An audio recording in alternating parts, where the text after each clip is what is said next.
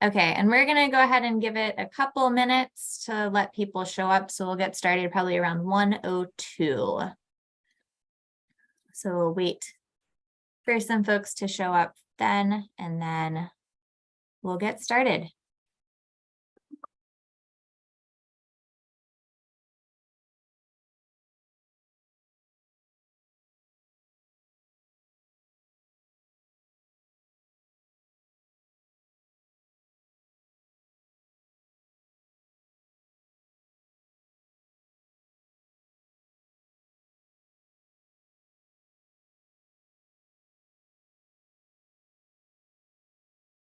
So thank you to everyone who's joining us right now and tuning in. We are going to get started in about 1 minute just to let folks get a chance to join, and then we'll get started.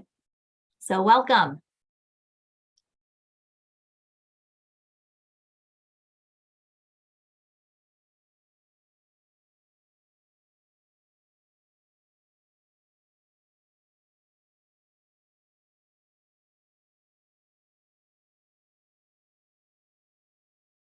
As we are getting started here, if you want to put in the chat where you're tuning in from, we'd love to see where everybody is from.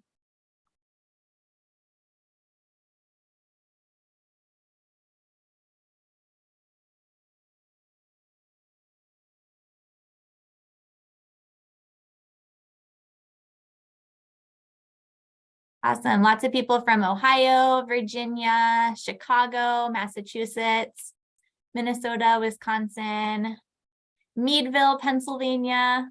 Somebody else from there, I think. Caitlin, Texas, Minnesota. Wow, all over the place. So we're going to go ahead and get started. Thank you for everyone for joining us today. This is our Salt Watch wrap up. So thank you for being here. My name is Abby Heilman, and I'm the Salt Watch coordinator at the Isaac Walton League of America. And I'm joined today by some of our Salt Watchers of the month, Amy, Caitlin, and Maria Luna. So the goals of Salt Watch, I'm not going to get too much into why we're doing Salt Watch right now, but the goals of Salt Watch is to raise awareness in the general public about the connection between salt and stream and public health, to identify chloride hotspots in freshwater, and to advocate for smarter application of road salt, and share those results with private landowners and local and state agencies. Nationally, since the beginning of Salt Watch, we've collected over 14,000 data points, which is really incredible. Where numbers stand, so throughout the country, 100 parts per million, up to 100 parts per million are considered to be naturally occurring levels of chloride or salt within waterways. It varies a little bit between regions, but how we break down our data is excellent is considered to be between 0 and 30 parts per million. Good is between 30 and 100 parts per million, still under those naturally occurring levels. Fair is above that 100 parts per million, and toxic is what's considered to be toxic for macroinvertebrates and some other aquatic life, and that's above 230 parts per million. The map that you see there on the right, that is all of the results that we have received since the beginning of Salt Watch. The colors coordinate to how good the water quality is within those regions. And the larger dots that you're seeing on the screen there, those correspond to how many data points we have collected in those regions. I wanted to compare a little bit between last year's data and this year. So we have received basically the same numbers of data, the same data results number-wise between the 2 years, even though this past season we've had a lot more mild of winter weather. So just to show you the data breakdown, there were a lot less toxic samples that were reported because there is a lot less salt that was being applied throughout the United States, but there still was quite a bit of toxic samples that were collected, quite a few numbers. So 8% of toxic samples throughout the United States have been collected. And we still do have a couple more weeks before the season fully wraps up. So if you're thinking about going out and monitoring for chloride, please do, and we'll record those results in our final report. And just to show you again, this is a bigger map of this past season from July 2022 to June 2023. And we couldn't do it without our partners. So this map right here with all of these blue stars is where our SaltWatch partners, our official partners, are located throughout the United States. We have 41 partners total, and 17 of those partners were actually newly joined partners for this year. So thank you to everyone, and here's all of their logos. Thank you to everyone who's been submitting data to us. And unfortunately, I did want to say that we do not have time today to highlight all of the states that we've received data in, or to highlight all of our partners. I'd love to do that, but unfortunately, we don't have that much time. So please check out our final report. It's on our results page of our SaltWatch website, www.saltwatch.org. And there are a number of stories that are broken down actually by state and some of those regions as well. And that will be updated one more time before the end of this month, or at the end of this month. So please check back, and we'll have hopefully some more stories to add in there as well. Also, if you do have stories, your own monitoring stories, please email those to us at saltwatch@iwla.org. We'd love to hear what you're doing in your own community, even if it's little things like going out and talking to your neighbors or salting less on your own driveway. We want to hear what you've done. It doesn't have to be that you've spoken to a reporter or spoke to one of your representatives. Even the little things really make a big difference. So please send us what you've done. We'd love to hear from you. On that note as well, we do occasionally get news reporters who are asking to contact monitors in certain regions. So if you have any interest in sharing some of your experiences with the press, please let us know, and I'd be more than happy to talk to you a little bit more as well. And so maybe next year you'll even get a news article with your story in it too. This year, something really big that I wanted to highlight was that there are actually 4 salt reduction bills in 4 different states. So in Vermont, Maryland, Minnesota, and Wisconsin. The Maryland bill would have required for-hire contractors to take a road salt application course to become certified in learning how to reduce their salt amounts. The Minnesota and Wisconsin bills were written to allow applicators who pass a certification course and maintain best practices to receive limited liability protection from slips and falls. And at the time of this presentation, the Wisconsin bill is actually still moving forward. Unfortunately, the other 3 have not moved forward, but the Wisconsin bill is still moving forward, and I believe it's being scheduled right now for its 2nd reading in the Senate. So if you're in Wisconsin, let your state legislators know that this is something that you support, trying to reduce salt application at the state level while still maintaining safety. That's the important thing there. So please contact your representatives. So breaking it down, I've chosen 4 states today to speak about. So in Connecticut, all of their results are displayed, and then I highlighted some regions where there are quite a few results in those areas. One thing that I wanted to point out is one of our partners in Connecticut, Farmington River Watershed Association, they actually received grant funding this year to continue chloride monitoring year-round, and they plan on continuing doing that while developing best management practices to reduce road salt pollution in their region.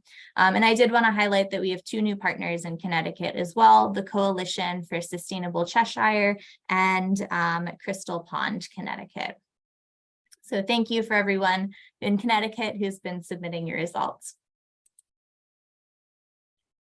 New Jersey, Our partner in New Jersey, the New Jersey Watershed Watch Partnership, they actually had the highest number of data submissions for the state of New Jersey, 1,030 data submissions in New Jersey, and most of those were through the Watershed Watch. So thank you to that organization and to all of those volunteers who've made a big effort in getting your data in New Jersey. Thankfully, most of the areas that we were seeing were not toxic. However, overall, it looked like about 15% of the results from New Jersey were toxic, but in some of the regions that I highlighted, it was not super toxic, Hunter, Tynco, and Sussex County. In Philadelphia, I know there's some of our Philadelphia volunteers who are tuning in today. Our partners have been really busy collecting data. Teuchnie, Tacony, Frankfurt Watershed Partnership, they've been doing some chloride blitzes this year, which has been really cool. They've been working with Stroud Water. And basically the blitzes are where they collect a lot of data samples all at once. And within a very small time window. So during maybe one day they go out, and they've been doing that outside of the winter monitoring, and have been able to compare that data with conductivity data that they have been gathering through long-term monitoring gauges. And that's helped them to have a better understanding of how chloride relates to conductivity, and it helps them to maybe predict a little bit more of what chloride levels might be like throughout the year while just looking at their conductivity gauges. So some very cool experiences or experiments happening in Philadelphia. There's also quite a bit of data in the Pittsburgh region, and Caitlin is going to talk a little bit more about what's happening near Meadville, Pennsylvania. In Maryland, there's a lot happening. So Maryland is where I'm based at right now. The national office for the Isaac Walton League is based here in Maryland. In Maryland, as I had mentioned earlier, there was a bill that was submitted for higher road salt applicators to take a smart salting course to learn about equipment calibration and best practices. Unfortunately, that bill did not go through, but it was a really big step for Maryland to start thinking a little bit more about road salt reductions. And it has allowed Maryland Department of the Environment to actually launch a pilot training program for salt reductions. Our Gaithersburg and Montgomery County Salt Smart Applicator training programs, I think, have really helped to set this in motion. And we have played a pretty big role in the development of their training program as well, which was really exciting to see this year. They also are looking at our data at the state level, especially in some of their chloride impaired waterways. WSSC Water, which is our local water entity, our water supplier, they also have been interested in a lot of our data, and something that we're gonna hopefully start doing in the next couple of months is to monitor some specific waterways for them to see if those waterways are what they suspect to be contaminating their source water with chloride pollution, and to do some more educational outreach in those regions. We do have a number of new partners in Maryland, so thank you all for joining us. And something else I wanted to mention too for Maryland, looking forward, some things that we've been doing. We've been working to create more road salt applicator training opportunities to reduce road salt across the state. We've been translating a lot of our materials in Spanish, so anyone out there who's interested in getting a kit, and maybe you would like to receive a kit in Spanish, please let me know, and I'm happy to send that your way. And we're also looking forward to some really cool watershed art projects later in this year. We're going to be painting the plow blades of our county's Department of Transportation plows with a lot of students with smart salt messaging. So it'll be really exciting to see some of those plows going around the community during the wintertime with that watershed art on it. On our website, we always have advocacy resources. What can you do within your community? Always start at home, learn more about the problem, do some testing, see what's actually happening in your community, and then take those tests to a higher level. Talk to the editor, write a letter to the editor, hand out flyers, talk to your representatives, state council, share best practices, even with your neighbor. Those little things really do make a difference. So we have templates on our website. Please check those out. And I do want to mention too, Sam just wrote in the chat. Again, we don't have time to highlight all of the states, but we do have that final report on our website under our results page. So please check that out, and I'll update it at least one more time by the end of the month when we have more of our data in. So please check that out. So I'm going to pass this presentation over to Amy. If you have questions, let's hold them until the end. We have set aside some time for questions, and we'll sort of break into a panel at that point. So if you have any questions, feel free to put those in the chat, and I'll try to come back and answer those near the end. Or if you have specific questions for some of our panelists, please ask at that point as well, or put it in the chat. So I'm going to hand it over to Amy. Amy is tuning in from Virginia today, and she has done an extraordinary job with her volunteers at the Loudoun Wildlife Conservancy. So Amy, I'm going to pass it over to you. Okay, thanks, Abby. I started getting involved with Save Our Streams and the Salt Watch program in 2019. I became a certified monitor with Virginia Save Our Streams. And then I took leadership of the stream team at Loudoun Wildlife Conservancy.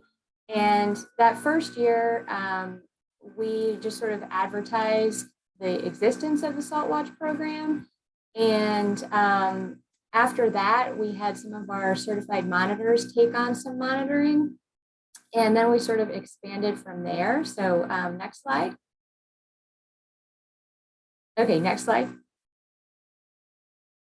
So in the fall of 2021, when we started our baseline data, we had 9 volunteers and 13 sites around the county.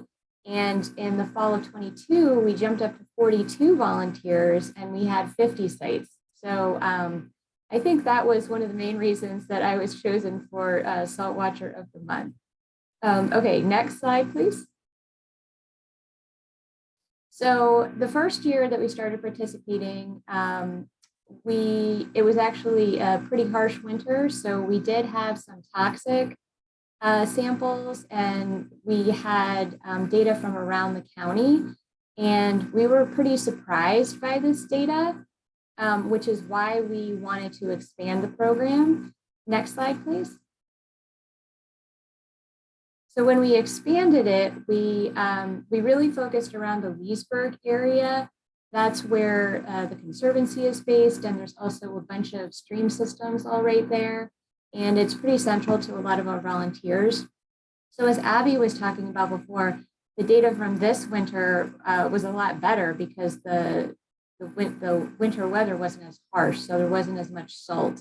And so I'll talk about that in a little bit. That was good for streams, but it was challenging for managing our volunteers. Okay, next slide. So the first challenge that we had when we realized the problem and we wanted to increase the number of Salt Watch sites is where were we going to go?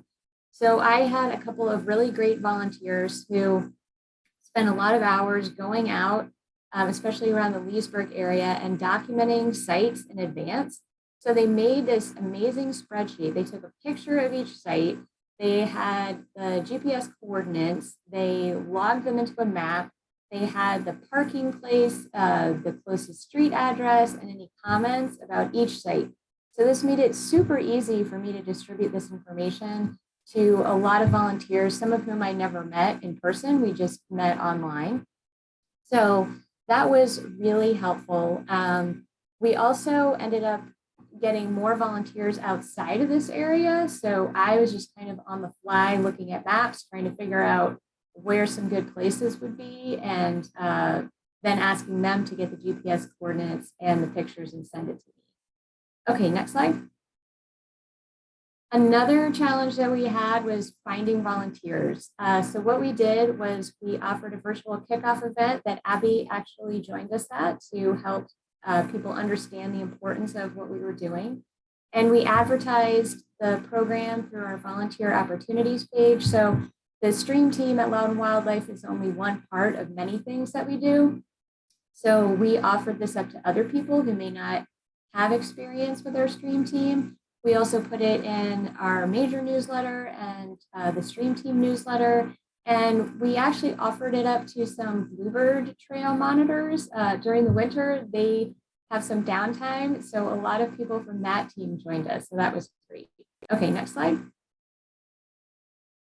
And then another challenge we had, which we realized after the first year, was making sure that we collected all the necessary data. We had a lot of sites, and a lot of them were at already established macro survey sites. So we were inputting all of our data into the Clean Water Hub and wanted to make sure that we were filling out that form as much as possible. And so just to make sure we got all the boxes checked, I created a PDF form if people wanted to print that out and take it with them to make sure they were reporting all the information. And I also made a Google form so people could fill that out on their phone in the field. And this made everything a lot better. I had all the data in one place. And if anything happened with our spreadsheet, we had this as a backup. So this was really helpful. Okay, next.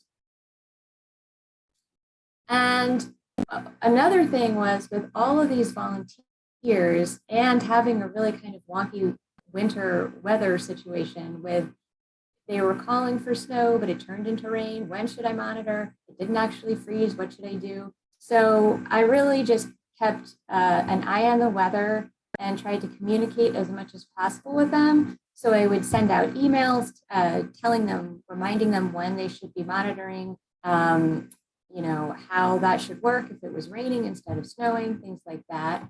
And that seemed to be helpful. A lot of people had questions. And then we also sort of crowdsourced across the county what was going on because the eastern end of the county often had different weather than the western end. So people would just respond to the email and let people know what was going on. Had they treated the roads in their area? So that was helpful too. Okay, next. And then we also had a challenge of keeping our volunteers motivated during the winter. I think a lot of people were expecting to see really big spikes and we're hoping for that excitement and wanting to do something with that data. And that's what we had our first year. But this year we just didn't have as many spikes.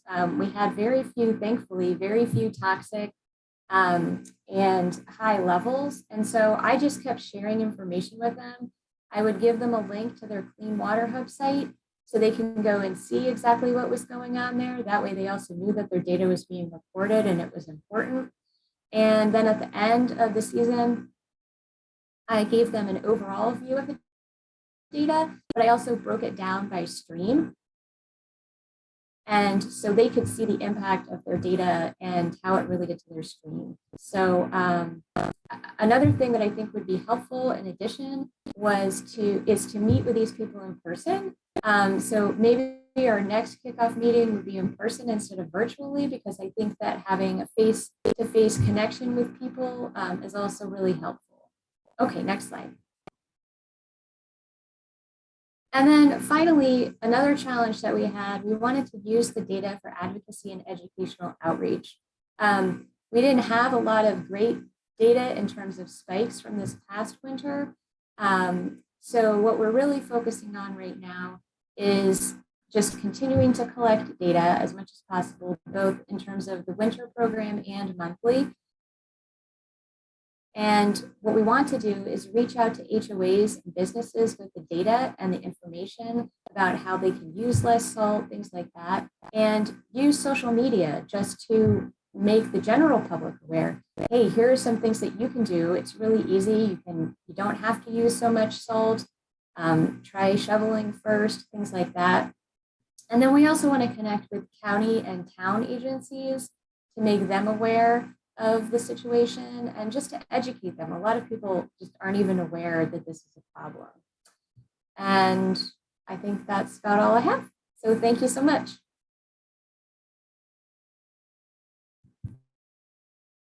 Thank you, Amy. That was awesome. Again, if anyone has any questions for Amy, please put those either in the Q&A or the chat, or hold them towards the end. Tongue twister today. Up next is Caitlin Royal. She is tuning in from Meadville, Pennsylvania, and she works for Creek Connections, which is at Allegheny College. So Caitlin, go ahead. Also, if you've seen Caitlin before, she did help kick us off this year. So it's only fitting that she helps us here at the end with our wrap up. So thank you, Caitlin. Thank you, Abby. So let's get started. So I work for Allegheny College Creek Connections. It's a school college collaboration where Allegheny College students like myself work for Creek Connections as interns their 4 years at college, and we get the opportunity to go out to middle and high schools in the area and do science with them, do science with kids. It's pretty simple. And during that time, you get a lot of experience, and I've met so many different people. So while we're at the schools, we do water quality analysis, and that's through chemical tests and biological tests. The chemical tests I'll talk about a little later. The biological tests are when we look for macroinvertebrates, and we do pollution tolerance indexes. And by doing this, our goal is to increase awareness of the natural resources and just about watersheds in our area, which we're located in the French Creek watershed. And we want to do this by doing hands-on science with the students. We want them to get outside. We want them to get in the creek and to use their hands and do science. Next slide, please. And so, like I said, we do water quality assessments, and we use these kits that are testing 9 different parameters. And we want the kids to be doing these while they're outside, but we know that that's not always realistic. So sometimes we're doing it inside. I think the slides went away.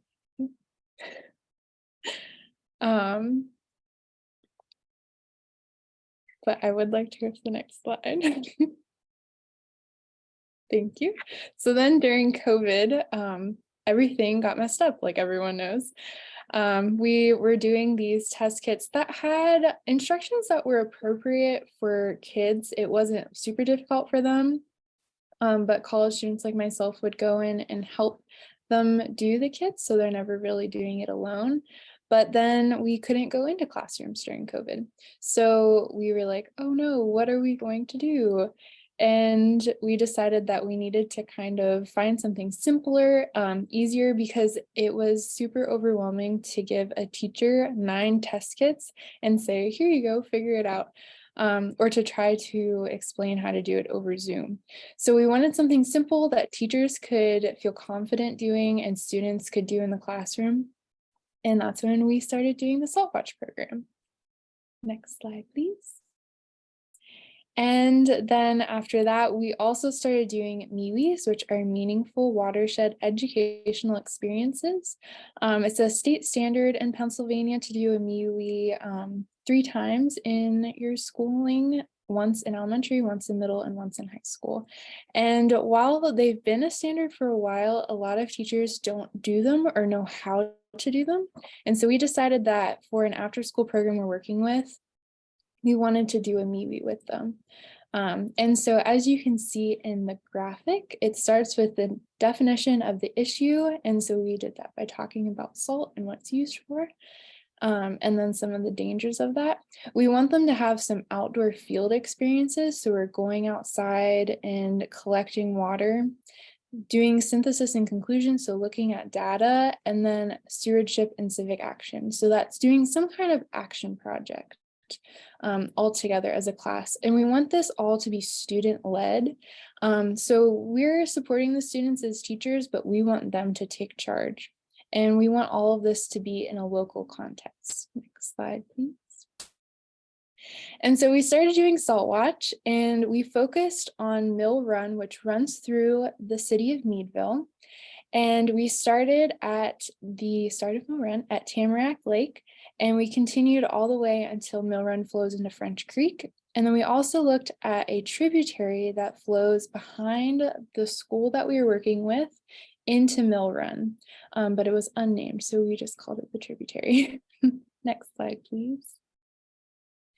And we had the students doing the Salt Watch test strips, but we also wanted to talk a little bit more about what salt does in the environment. And so our one activity was we took carrots. One was soaked in regular water with no additives. The second was soaked in salty water. And the students, as you can see by their faces, got to feel them and saw the difference. So the carrot that was soaked in the salt water was very flaccid and squishy and bendy, and they were all kind of freaked out by it. But it symbolizes the vegetation that's alongside roads and how salt can be damaging to root systems. So talking about riparian buffer zones and how it's important to keep those healthy to avoid erosion and runoff. Next slide, please. And we also did an activity where we had cups of ice, and we would talk about how salt decreases the freezing point by separating the ions.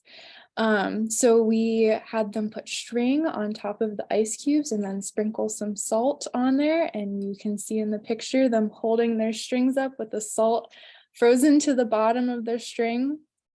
Next question or next slide.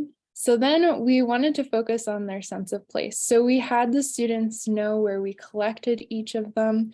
We used Google Story Maps on Google Earth. And during COVID, the students couldn't go out. We couldn't ask to have them out all the time to travel around Meadville and collect all the samples. So during that time, we would go out and collect all of them. And then bring them into the classroom because our classes were also very short, just about 30 minutes. So to do the test and talk about it took up most of our time. Next slide. And so, like I talked about in the MeWes, we wanted to do an action project. And our first action project that we did started off with a Jamboard where we looked at all the different ideas that the students came up with and kind of tried to narrow down what they took away, their main takeaway points from doing Salt Watch for the year. And the students decided on a couple topics that they wanted to talk or write about. And so we made a Google Story Map where we stop at each of our test sites. And like we have on the slide, there's a little video that we're not going to play today, but has a student who's talking about that test site and something that they learned. So this included student voice, and it really made them kind of grab hold of the data that they were getting. Next slide, please. So then the next year we did it where the students would come up with infographics that Creek Connections would post on our Facebook page. And so below our Facebook posts, you can see the graphics that they came up with. We provided them with pictures and they added in all the words and organized the pictures, and then we added our logos. Next slide, please. So then the next MeWe we did, the students came up with hand-drawn posters that they could post at their school or around town or at the college. And we had some beautiful artwork and the kids had a lot of fun coming up with little slogans like "Don't spread salt like COVID-19" and got to pair some art with science, so that interdisciplinary action. Next slide, please. So this year, the students really were focusing on data collection and analysis, and we wanted to really kind of solidify how salt travels through our stream, Mill Run.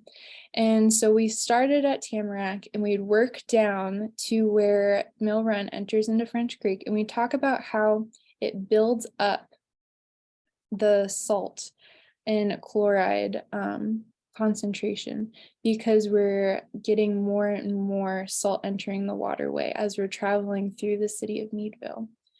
Next slide, please. So we came up with this graph that we decided was very confusing. We thought that the lines crossed over each other, and we could see that there was a big spike right around January, February, and March, but it was kind of hard to see all of our different test sites. So on the next slide, we modified our graph so that we can see each of the test sites individually. And you can see how it changes, the chloride levels change over time for each individual site. And then on the next slide, every year, Creek Connections has an annual student research symposium where students come up with a research project and then they create a trifold and bring it to Allegheny College in April. And all the students and environmental organizations come together and walk around and view each other's projects and information.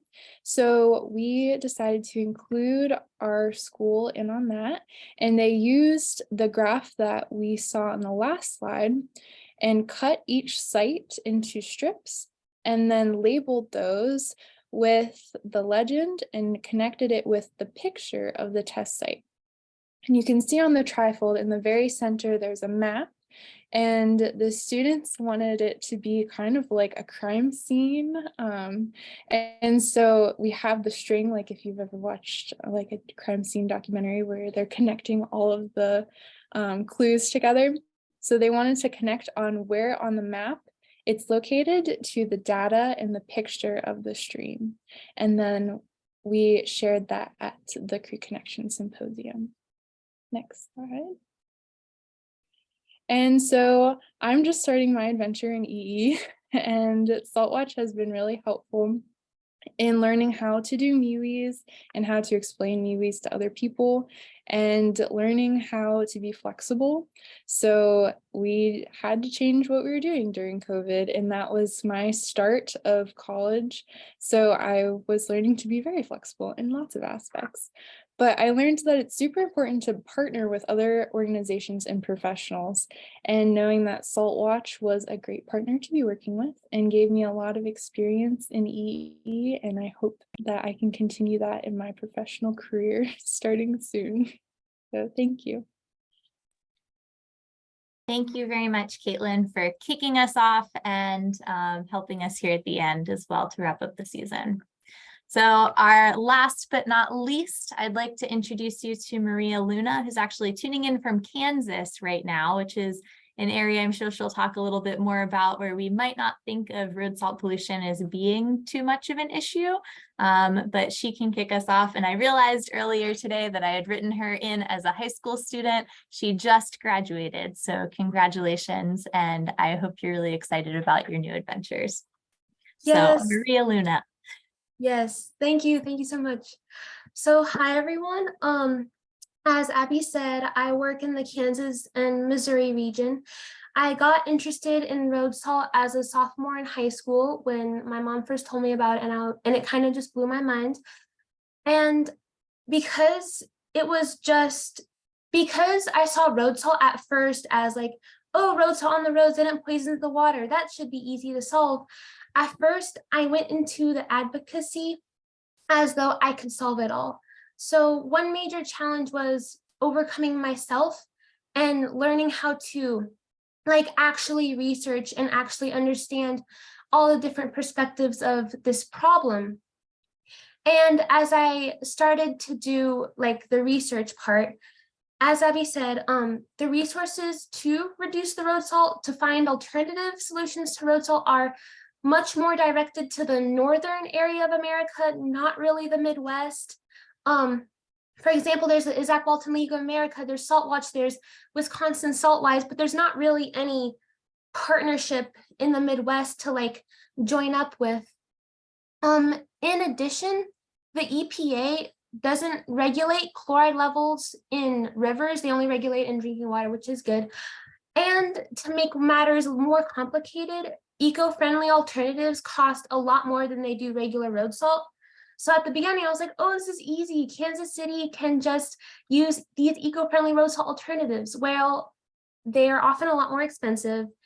Kansas City has a budget, and especially considering how the eco-friendly alternatives may work the same as regular road salt, or they may work even a little bit less, because salt brine can be trusted in so many situations, whereas beet juice, as Dr. Jing Tao, the senior environmental officer at KC Water, told me, beet juice is better for the highway system than for local roads. The second challenge that I faced as I continued on this journey was that there seemed to be a lot of contradictory data. So, for example, when I was emailing an environmental representative of KC Water, they said that based on their data, salt concentrations in the Missouri River and a few monitored streams had not increased in the past 6 years. But that was very confusing, especially since, assuming that a year is typical, that there's like a normal winter, assuming that Kansas City is putting the same amount of road salt year after year, there's about 270 million pounds of road salt being applied on the roads in the Kansas City metro area, which is a lot. And Kansas City currently only has 18 bioswales, which are areas of plants and grass which are designed to filter out the runoff before it continues into the sewer system. And 18 bioswales in a huge place such as the KC metro area doesn't really do a lot. And so what KC Water said, that the concentration hadn't increased, was quite a bit confusing. And so that was the next major challenge I had. I was like, okay, how can this make sense? And then after talking to a scientist from the United States Geological Survey, Dr. Stephen Corsi, he's super nice. He said that, well, have you tried to test for road salt the day of road salt was applied, or like immediately the day after?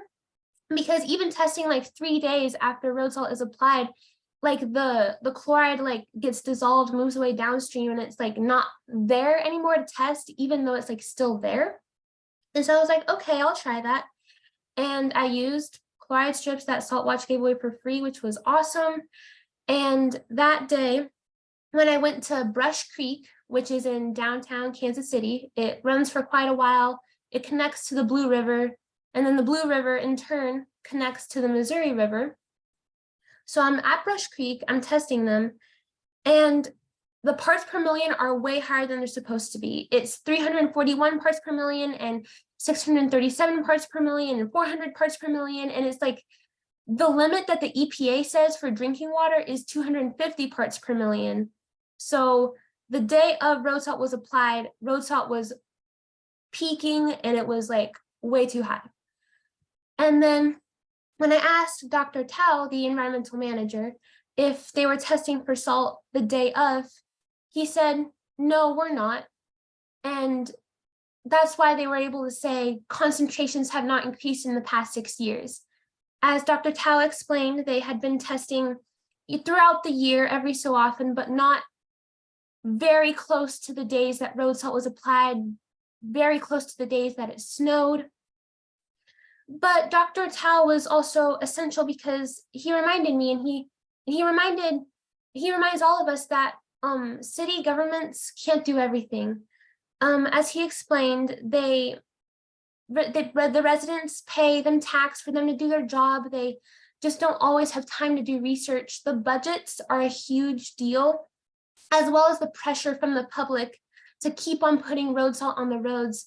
That was a big thing in Kansas City. Just 2 years ago, residents really wanted that extra road salt on the roads when we had that extra icy winter. And then with this mild winter, like Kansas City was still putting on that extra salt in order to appease the public. And so in the end, the major challenges were funds and red tape. And also I was kind of on my own. Looking back, I should have volunteered with KC Water, learned from inside the system, like made relationships with those who put salt on our roads and see that they're trying to do their best too. They just have limited resources. But it takes all of us like talking, trying to find the solutions, helping those who are putting the salt on the roads to show them, hey, these are possible. We just have to work together. And so that's been my experience so far.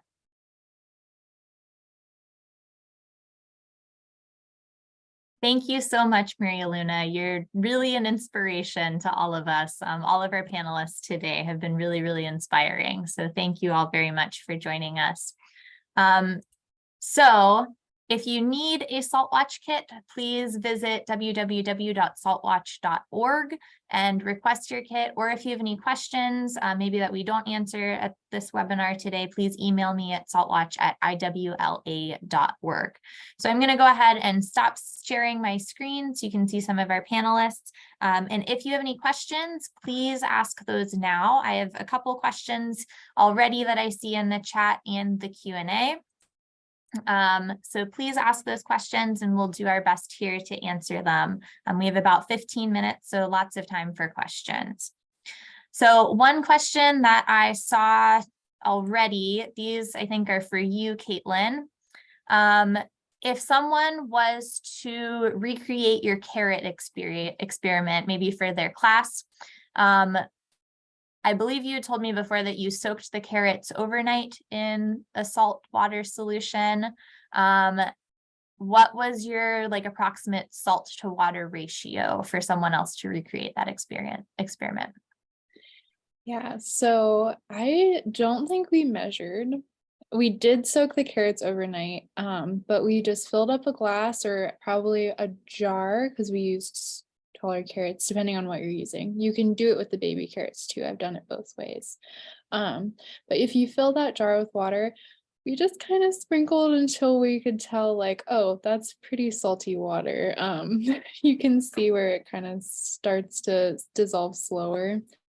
But I'm sure that if you looked online, which is where we got the idea for this activity, that there's a more detailed explanation of exactly how to go about it. And it could be a cool experiment too, to do different levels of salt and sort of see what happens at those different levels as well. It'd be pretty cool. I can answer this question. When toxic levels occur, are they usually a single reading or persistent? Also, when this occurs, is there evidence of fish or amphibian kills or reduced insects in the water? Those are some really great questions. So for toxic levels, it really depends. Some areas, such as in Philadelphia, they actually have some issues with groundwater contamination because it's been such a persistent problem in their region. And so for folks like some of the folks here who are actually here with us today, they've been getting consistently toxic readings since they've really started monitoring some of those areas, and they don't really change too much throughout the year.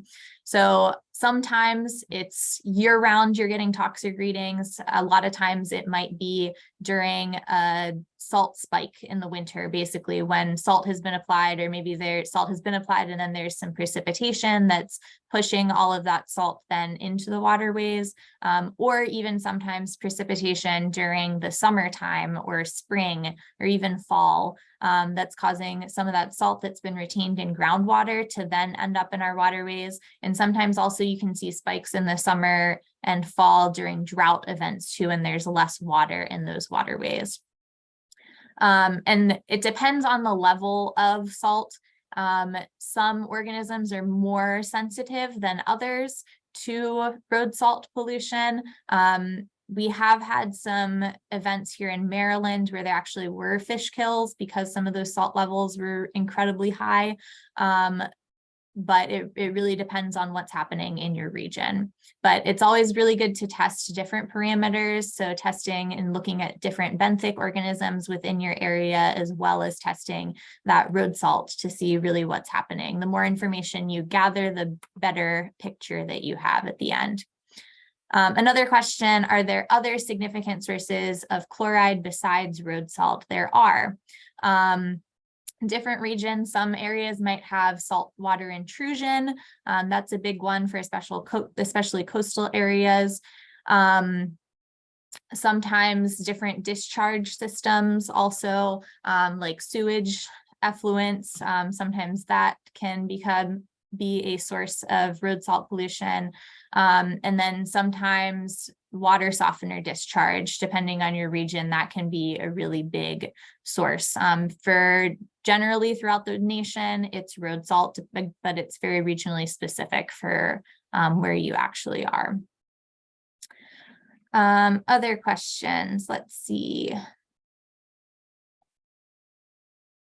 So this is our first year at the Saltwatch program. We have very high conductivity year-round in our streams, but we never captured high chloride data.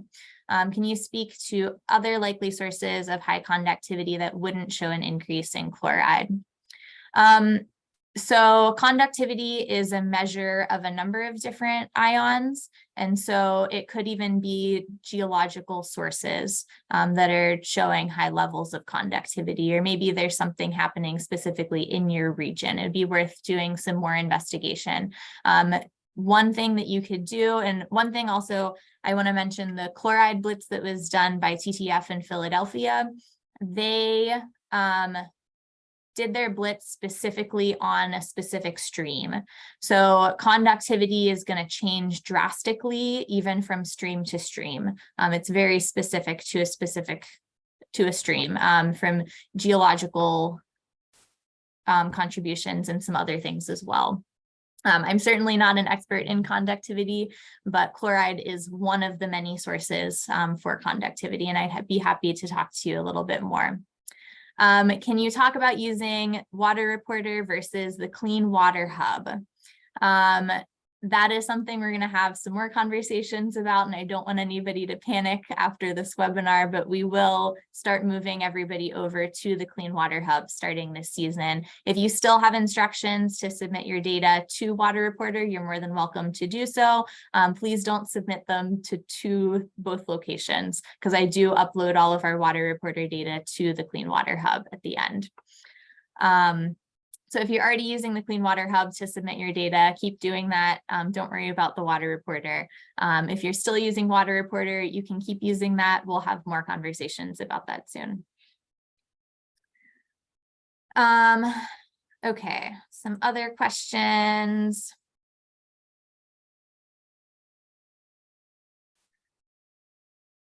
Okay, so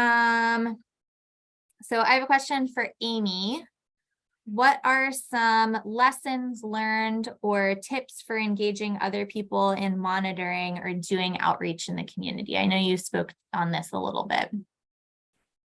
I think the biggest thing is just raising awareness. So through social media, whenever I usually talk about benthic macroinvertebrates, but whenever I talk about them, I also talk about salt, and a lot of people are shocked. And you know, after they've seen the picture of the cute little mayfly, and I say, those guys don't survive salt, they're like, oh no. So just making people aware and making them aware of, you know, alternatives that they can use. They don't have to use so much salt, things like that. And I think also another component to help get people engaged is that we do plan to use our data for advocacy and educational outreach. So we're not just collecting data for data's sake. We actually want to do something with it. And so I think that's a motivating factor as well. Did that answer your question? Mm-hmm. No, that's great. Thank you. A question, I'm going to direct this to Maria Luna. Since you've reached out to different water authorities and maybe even some legislators, what is your advice for sort of taking those next steps? Because a lot of people, they go out and monitor, which is awesome to learn a little bit more about what's happening in your backyard. How do you recommend taking that next step to actually doing more advocacy within your community, or maybe even statewide? Yes. So the first thing that I would suggest is volunteering with like environmental organizations, like getting the chloride strips is great. Maybe even consider volunteering within the actual agency itself. What I did was I did a lot of emails, many emails over the years with the scientists from the United States Geological Survey, with various environmental officers, and that certainly got them thinking about it. But looking back, I definitely would have volunteered in person with them in order to build that relationship, talking face to face, seeing what actual life for the government is like on the inside. And certainly reach out to the media, reach out on social media, because being online is 100% powerful, as well as I think, and also, oh, this is very important. Do tackle the change where you feel most passionate about it, because if you're working, if you're getting scholarships and you love it and you want to do something else, that's great. Just make sure you can do something that you can actually do, because, for example, at the start, I loaded too much on my plate. I was trying to like do a huge portion of research every day and like coming up with Google Sheets data and everything. And at the start, that was definitely a little over my head. So don't be afraid to ask for help, and definitely do follow through on the action where you feel most passionate in, because if you're doing something that you feel is a little boring or maybe not like making enough change, it's probably time to change course and follow something else within the world of SALT or environmental advocacy or whatever you're doing. Thank you. Yeah. On that note, for proposed legislation, where is the greatest resistance coming from? Is it from governmental agencies, or is it from applicators' interests, or from large salt suppliers? Maria Luna, if you want to try that at first, and then I can answer it sort of more broadly for some of the state legislation that's been being worked on right now. Yeah, okay. So yes, the areas that the groups of people that are more against the road salt protecting the environment are the businesses and road salt applicators themselves, because at least from my experience, when I talked to Allison Madison, she runs Wisconsin Saltwise, she said that one of their greatest challenges was engaging the people who put road salt on the roads and showing them that, hey, you're not going to lose your job. There's ways that are just as safe to put salt on the roads, and that also save you money, and that also save the environment. And so what she actually had to do was like create little in-person meetings with all the various people of the public works, of the water department, and they actually did like hands-on calibration equipment, looking at charts, looking at the data. There's actually like charts that exist that show, did it rain last night? Did it snow yesterday? Should I put de-ice? Should I put brine? And like having the people from the salt, from the public works, from the water department, see it face to face, see it in action, talking to other people who were in their same department, who had tried it before and it had worked for them, allowed them to have that trust for the process. And so that was a huge good thing. Should I also talk about the people who, was that your question, Abby? If you want to keep going, yeah, keep going. Yes, okay. Another major obstacle, like I kind of mentioned, is budgets. City governments have budgets. For example, in Kansas City, Missouri, they just launched a playbook, which is essentially their plan for the next 30 years to make Kansas City more eco-friendly, more accessible, more diverse, and more eco-friendly modes of transportation. And so all their attention is being focused on that. And so it's likely the same for many cities across the United States. Something is happening, they have to focus their budget on that. Only a couple people are talking about road salt, and so they're like, we can ignore them. We have bigger fish on our plate, which makes sense. The playbook is like super huge and super important. But yes, that is another obstacle. If the government does not have money, they may not be able to do anything, even if the process that salt organizations suggest, using less road salt, would save them more money in the long run. Yeah. Awesome. And I can speak on that a little bit more too. It really depends regionally. So the only state that has a like salt reduction I don't want to say plan because a number of states do have plans at the state level, but New Hampshire has the Green Snow program, which is sort of the model that we have right now, because it's the only state that has currently done this for as long as folks are certified in smart salting practices and they maintain best practices, then they receive limited liability protection from slips and falls. A lot of states have tried to do something similar, and Wisconsin is still working on that. And a number of states are also planning on introducing that legislation again, or very similar legislation in their own states. Unfortunately, like Maria Luna said, it does come down to time and manpower and funding in a lot of cases for things like that. But again, it is very regionally specific. The people who are writing the bills, they're very busy. There's tons of other bills that are going through. And so some of these things just haven't been prioritized, but the more noise that we make about them, the more likely that these bills are going to come to pass. Another question really quick. I know we're 1 minute over. How does beet juice work to lower the freezing temperature of water? Some municipalities use that in conjunction with their brine solution. I'm not a chemist, so I can't fully answer that question, but I'm sure it has something to do with the sugars that are there in the beet juice.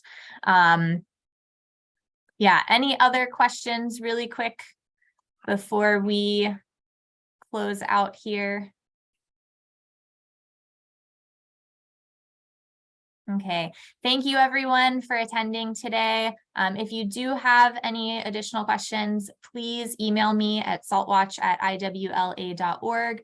Or if I missed your question, please send that to me and I would love to get that answered for you.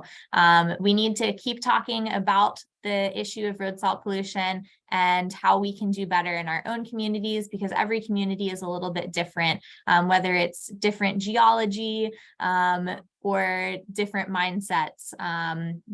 So many factors contribute to the road salt pollution problem, and so we can all do our little part to help out, and that little bit really does make a difference. So thank you everyone for joining us today. Thank you so much to our 3 panelists.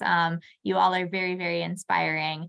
And please get your SaltWatch kits from saltwatch.org and email me with any questions. So thank you very much for joining us today. And this video will also be recorded as well, or has been recorded, and will be uploaded to our YouTube as well. So thank you again very much, everyone, and we'll see you soon.